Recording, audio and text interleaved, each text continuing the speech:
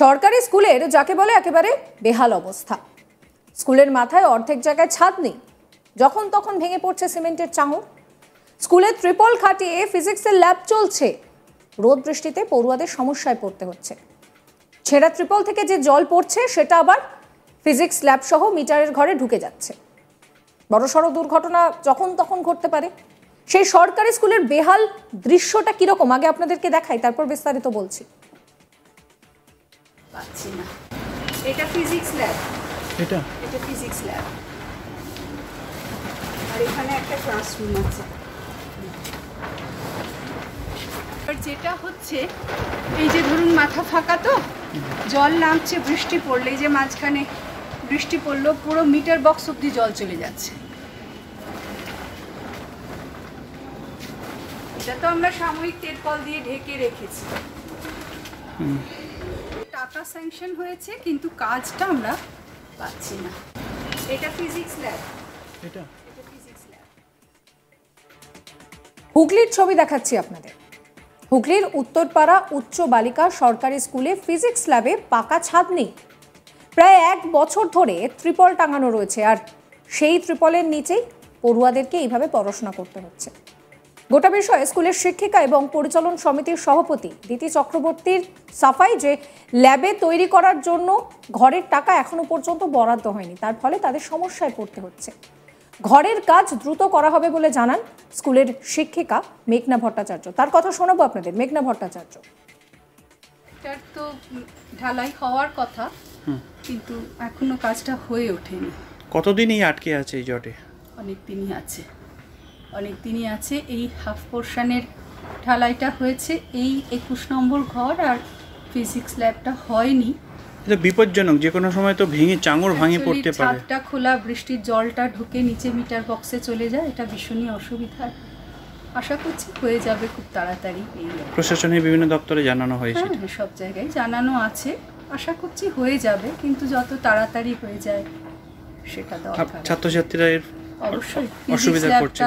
আমরা অন্য জায়গায় সরিয়ে নিয়ে কোনো ক্রমে ল্যাবের কাজ করাচ্ছি, আর সায়েন্সের ছাত্রী তৈরি করতে গেলে ফিজিক্স ল্যাবটা কতটা গুরুত্ব পায় সে তো বলারই অপেক্ষা রাখে না, এই আর কি। তবে আশা করছি সব জায়গায় যেখানে যা করার দরকার হয়েছে খুব তাড়াতাড়ি সমাধান হবে, এই আশা রাখি। শিক্ষা প্রাঙ্গণের এই বেহাল দশাকে কেন্দ্র করে রাজনৈতিক তরজা হবে না সেটা তো বলার অপেক্ষা রাখে না। কটাক্ষ করছে পদ্ম শিবির। রাজ্যে যেখানে মুখ্যমন্ত্রী কন্যাশ্রী রূপশ্রী নিয়ে এত বড়াই করছেন, তখন সামান্য স্কুলের ল্যাবের জন্য টাকা দিতে পারছে না সরকার। এটা লজ্জার বিষয় বলছেন বিজেপি নেতা প্রণব রায়। তার কথা শোনাবো আপনাদের। মহাকাশ বিজ্ঞানীরা মহাকাশ থেকে ঘুরে আসছে, কিন্তু উত্তরপাড়ার মতো জায়গায় আগামী দিনে যারা বিজ্ঞান নিয়ে পড়বে, আগামী দিনে যারা বৈজ্ঞানিক তৈরি হবে, বিজ্ঞানের বিভিন্ন দিক নিয়ে পড়াশোনা করবে, সেই মিনিমাম সুযোগটুকু আমরা দিতে পারছি না। এটাই মমতা ব্যানার্জির নেতৃত্বে এগিয়ে বাংলা। মমতা ব্যানার্জি কন্যাশ্রী দিচ্ছেন, সবুজ সাথী দিচ্ছেন, ট্যাব দিচ্ছেন, কিন্তু যেটা দিচ্ছেন না সেটা হলো স্কুলগুলোতে শিক্ষক দিচ্ছেন না, আর স্কুলে গিয়ে ছাত্রছাত্রীরা যাতে পড়াশোনা করতে পারে তার ব্যবস্থা করছেন। উদ্দেশ্য একটাই, যাদের সামর্থ্য আছে তারা প্রাইভেট স্কুল কলেজে পড়াবে, আর যাদের সামর্থ্য নেই তারা কেবলমাত্র কন্যাশ্রী নিয়ে, সবুজ সাথী নিয়ে মূর্খ হয়ে থাকবে। এটাই মমতা ব্যানার্জির এগিয়ে বাংলার মডেল। অন্যদিকে এই শিক্ষা প্রাঙ্গণের বেহাল দশার সাফাই গাইছেন হুগলি জেলা পরিষদের শিক্ষা দপ্তরের কর্মাধ্যক্ষ সুবিদ মুখার্জি। তিনি বলেন যে 2022 সালে এই স্কুলে উন্নয়নের জন্য রাজ্য সরকার ফান্ড বরাদ্দ করেছিল, কিন্তু সেই ফান্ডে স্কুলের ল্যাবরেটরির ছাদের কাজ করানো সম্ভব হয়নি। আমরা পুনরায় শিক্ষা দপ্তরের তরফে রাজ্য সরকারের কাছে অতিরিক্ত ফান্ডের অনুরোধ জানিয়েছি। স্কুলে ফান্ড যেই হয়ে যাবে কাজ শুরু হয়ে যাবে। তিনি এই ঘটনায় উল্টে কেন্দ্রীয় সরকারের ঘাড়েই পুরো দোষ চাপাচ্ছেন।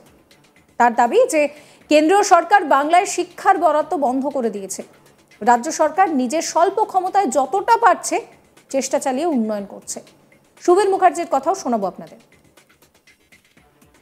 এটা ফিজিক্স ল্যাব, এটা ফিজিক্স ল্যাব।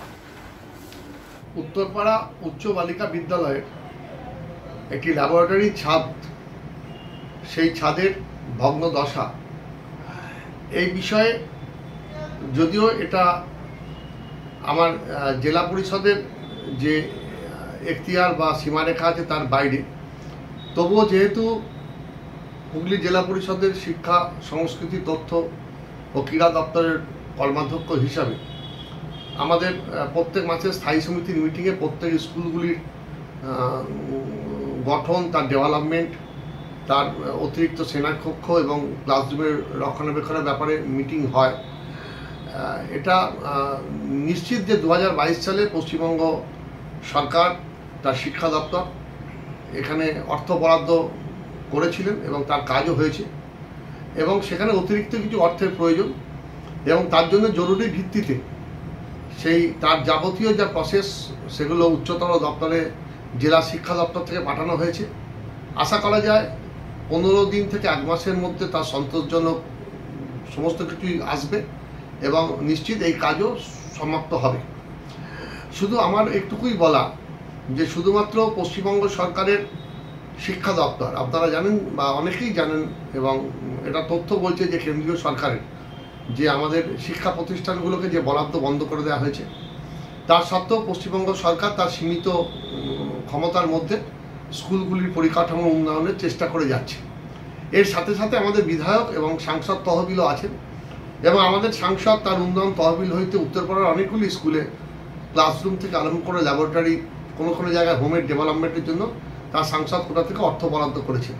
তিনি অত্যন্ত শিক্ষামনস্ক মানুষ, তাই প্রধান শিক্ষিকার দায়িত্ব শুধুমাত্র তো চিঠি দিয়ে শিক্ষা দপ্তরকে জানানো নয়, বিভিন্ন দপ্তরের কাছে উনি যদি অ্যাপিল করতেন আগে বা আমাদের কাছেও যদি আসতেন, অর্থাৎ বিধায়ক এবং সাংসদ উন্নয়ন তহবিলের জন্য তিনি যদি আবেদন করতেন, তাহলে আমরা নতুন করে হয়তো ল্যাবরেটরি আমাদের শিক্ষামনস্ক সাংসদ শ্রী কল্যাণ বন্দ্যোপাধ্যায় তার সাংসদ ডেভেলপমেন্ট কোটার অর্থ থেকে নিশ্চয়ই তিনি বরাদ্দ করতেন।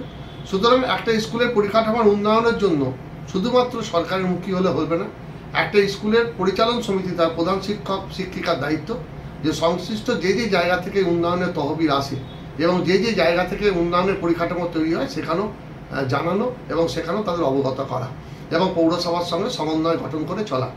তাই আমরা আশা করি যে খুব দ্রুত এই সমস্যার সমাধান হবে এবং পশ্চিমবঙ্গ সরকারের শিক্ষা দপ্তরের কাছে সমস্ত কিছু পাঠানো হয়েছে, শীঘ্রই অনুমোদন দিলে এই স্কুলে ল্যাবরেটরির কাজ শেষ হবে।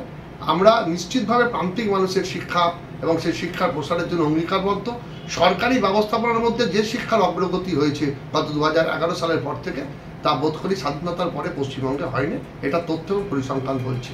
তাই অতি দ্রুত এই বালিকা বিদ্যালয়ের সমস্যার সমাধান হবে এবং আমরা সমস্ত রকম সারা জেলায় এই সমস্ত তালিকা আমরা পাঠাচ্ছি, যেখানে যেখানে পশ্চিমবঙ্গ সরকারের সীমিত সেই তাদের বরাদ্দের মধ্যে দিয়ে আমরা চেষ্টা করছি যে সমস্ত স্কুলে পরিকাঠামোগত মানকে আরও উন্নয়ন করার জন্য। ধন্যবাদ। আপনারা আপনাদের মতামত জানাবেন কমেন্ট করে। সমস্ত খবরের আপডেটের জন্য চ্যানেলটিকে সাবস্ক্রাইব করবেন, নোটিফিকেশন পেতে বেল আইকনে ক্লিক করবেন, ফলো করতে ভুলবেন না আজ তাক বাংলার হোয়াটসঅ্যাপ চ্যানেলে।